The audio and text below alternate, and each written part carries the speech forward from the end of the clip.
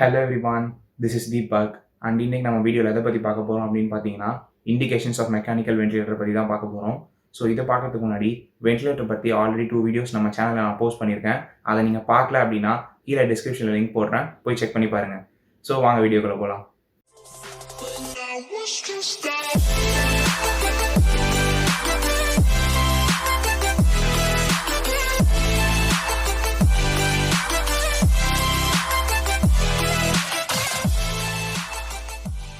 So first mechanical ventilator அப்படின்னோடனே அது வந்து எந்த ஒரு அண்டர்லைங் காசஸையோ இல்லை எந்த ஒரு அண்டர்லைங் ப்ராப்ளமையோ அது ட்ரீட் பண்ண போகிறது கிடையாது. ஜஸ்ட் நம்ம ப்ரீத்திங்கை இம்ப்ரூவ் பண்ணி லைஃப் சப்போர்ட்டிவான ஒரு டிவைஸாக தான் வந்து பார்த்தீங்கன்னா மெக்கானிக்கல் வென்டிலேட்டர் இருக்க போகுது. ஸோ அப்படி இருக்க வகையில் இண்டிகேஷன்ஸ் அப்படின்னும் போது எந்தெந்த மாதிரி பேஷண்ட்ஸ்க்கு வந்து நம்ம மெக்கானிக்கல் வென்டிலேட்டர் சஜஸ்ட் பண்ணலாம் அப்படின்னு பார்க்கும்போது நான் ஒரு 3 கிளாசிஃபிகேஷனாக இந்த இண்டிகேஷனாக நான் பிரிக்கிறேன். ஸோ ஃபஸ்ட்டு வந்து பார்த்தீங்கன்னா hypoxemic failure, second hypercapnic failure and third one வந்து ஏர்வே ப்ரொடெக்ஷன். ஸோ இப்போ இதில் வந்து ஃபஸ்ட்டு ஒன் என்னன்னு பார்த்தீங்கன்னா ஹைபாக்சமிக் ஃபெயிலியர். அதாவது ஹைப்போ அப்படின்னாவே ரெடியூஸ்ட் ஆர் டிக்ரீஸ்டு ஞாபகம் வச்சுக்கோங்க. And ஆக்சிமிக்னா oxygen.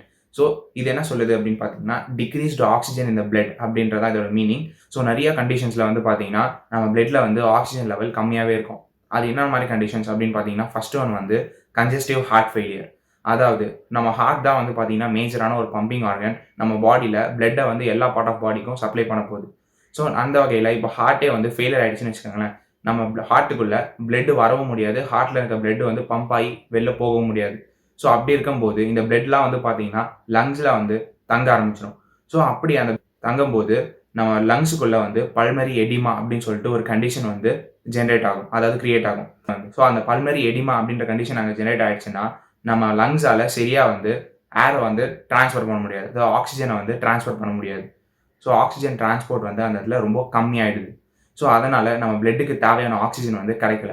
ஸோ அதனால் என்ன ஆகுதுன்னு பார்த்தீங்கன்னா ஓவராலாக நம்ம பிளட்டில் வந்து ஆக்சிஜன் லெவல் டிக்ரீஸ்டாகவே இருக்குது. ஸோ இதுதான் வந்து ஹைபாக்சமிக் அப்படின்னு சொல்கிறோம். அண்ட் அடுத்த இண்டிகேஷன் என்னன்னு பார்த்தீங்கன்னா பல்மரி எம்போலிசம். அதே பல்மரி அப்படின்னாலுமே லங்ஸ்ன்னு தான் அர்த்தம். அண்ட் எம்போலிசம்னா ஏதோ ஒரு சின்ன கிளாட்டோ ஏதோ ஒரு பிளாக்கோ இருக்குது அப்படின்னு ஞாபகம் வச்சுக்கோங்க. ஸோ இப்போ லங்ஸில் இருக்க அந்த பிளட் வெசல்ஸ்லாம் வந்து பார்த்தீங்கன்னா சின்ன சின்ன கிளாட்ஸ் வந்து, அதாவது இந்த எம்போலிசம் வந்து என்ன ஆகும்னா ஃபார்ம் ஆகும். ஸோ அப்படி ஃபார்ம் ஆகும்போது அந்த பர்டிகுலர் இடத்துல வந்து பிளட்டு அந்த பிளட் வெசலை தாண்டி போக முடியாது.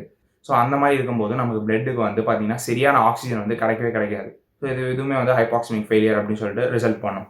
அண்ட் அடுத்து வந்து பார்த்தீங்கன்னா VQ மிஸ்மேட்ச். அதாவது V அப்படின்னா வென்டிலேஷன் அண்ட் பர்ஃபியூஷன் மிஸ்மேட்ச், Qனா பர்ஃபியூஷன். இந்த வென்டிலேஷன்றப்போ நம்ம எக்ஸேல் பண்ணும்போதோ இல்லை நம்ம மூச்சு விடும்போதோ கார்பன் டை ஆக்சைடு வந்து நம்ம பாடியிலேருந்து வெளியே வந்து எக்ஸ்பெல் ஆகும். ஸோ அதுதான் வந்து பார்த்தீங்கன்னா வென்டிலேஷன். அண்ட் அதே மாதிரி பர்ஃபியூஷன் அப்படின்னா ஒரு செல்லுக்கு வந்து ஆக்சிஜன் வந்து சப்ளை ஆகிறதா வந்து பார்த்தீங்கன்னா பர்ஃபியூஷன் அப்படின்னு சொல்கிறோம். ஸோ இந்த வென்டிலேஷன் அண்ட் பர்ஃபியூஷன் உள்ள நடுவில் ஏதோ ஒரு மிஸ்மேட்ச் நடந்தாலுமே வந்து இந்த பேலன்ஸ் வந்து லாஸ்ட் ஆகிடுச்சுன்னா அதுவுமே உங்களுக்கு ஹைபாக்சமிக் ஃபெயிலியரை வந்து உண்டு பண்ணும். ஸோ இதுதான் வந்து பார்த்தீங்கன்னா ஹைபாக்சமிக் ஃபெயிலியர்ஸ். அண்ட் அடுத்து வந்து பார்த்தீங்கன்னா hypercapnic failure. So hypercapnic அப்படின்னா என்னன்னு பார்த்தீங்கன்னா ஹைப்பர்னா இன்க்ரீஸ்ட் அப்படின்னு அர்த்தம், அண்ட் கேப்னிக்னா கார்பன் டை ஆக்சைடு.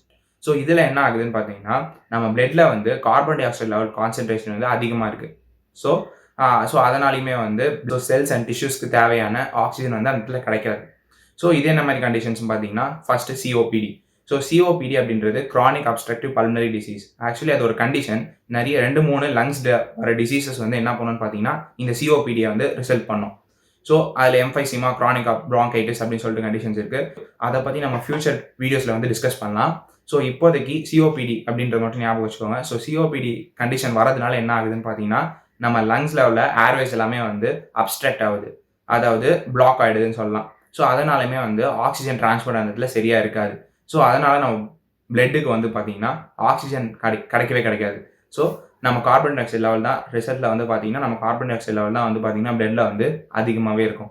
ஸோ இதுதான் வந்து ஹைப்பர் கேப்னிக் அப்படின்னு சொல்கிறோம். அண்ட் அடுத்து என்னன்னு பார்த்தீங்கன்னா நியூரோமஸ்குலர் ஜங்ஷன் அப்படின்னு சொல்லிட்டு ஒன்று இருக்குது. அதாவது நர்வ்ஸ் அண்ட் மசில்ஸ்க்கு நடுவில் இருக்கக்கூடிய ஒரு ஜங்ஷன் தான் வந்து பார்த்தீங்கன்னா இந்த நியூரோமஸ்குலர் ஜங்ஷன். இதை வந்து ஷார்ட்டாக NMJ அப்படின்னு சொல்லலாம்.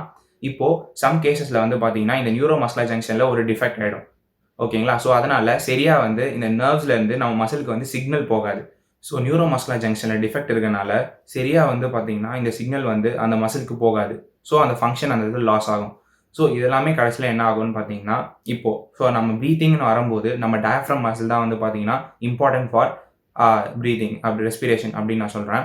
ஸோ அப்படி இருக்கும் பட்சத்தில் இந்த இந்த டயஃப்ரம்ன்றதே பார்த்தீங்கன்னா ஒரு மசில் தான். ஸோ அந்த மசிலுக்கு வந்து ஒரு நர்வ் ஸ்டிமுலேஷன் வந்தா தான் அது கான்ட்ராக்ட் ஆகும்.